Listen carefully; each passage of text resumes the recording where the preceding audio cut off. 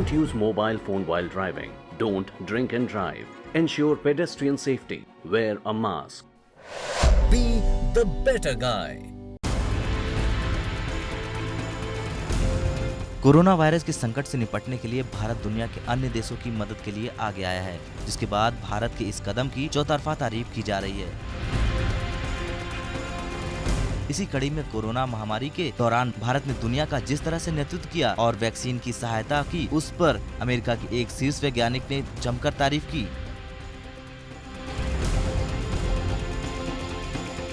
उन्होंने कहा कि दुनिया के शीर्ष संस्थानों के साथ मिलकर भारत में निर्मित कोविड-19 के टीके ने दुनिया को खतरनाक महामारी से बचाया है। भारत के इस योगदान को कमतर नहीं समझा जाना चाहिए। ह्यूस्टन के बायलोर कॉलेज ऑफ मेडिसिन के national school of tropical medicine के डीन डॉक्टर पीटर होटेज ने हाल ही में एक वेबिनार के दौरान कहा कि mRNA के टीके का दुनिया के कमतर एवं मध्यम आय वाले देशों पर प्रभाव नहीं पड़ता, लेकिन भारत के टीके ने दुनिया को बचाया है और इसके योगदान को कमतर नहीं समझना चाहिए। वेबिनार के दौरान डॉक्टर होटेज ने आगे ये भी कहा कि कोविड-19 के टीके का विकास वायरस से लड़ने में दुनिया को भारत का तोहफा है।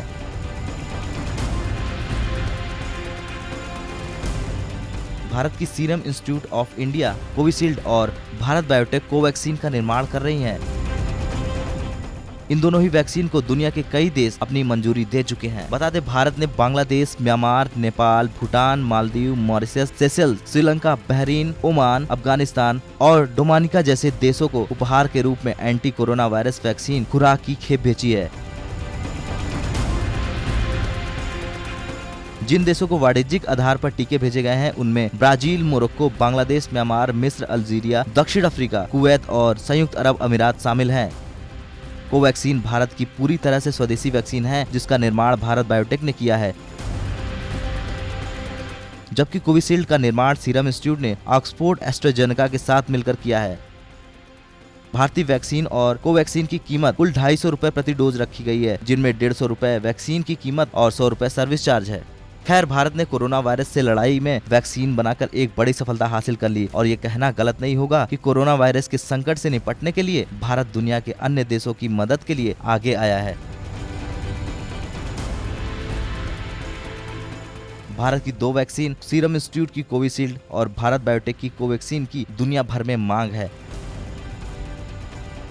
मेड इन इंडिया वैक्सीन का साइड इफेक्ट न के बराबर है, जिसके बाद वैक्सीन हब के रूप में भारत की साख और मजबूत हुई है।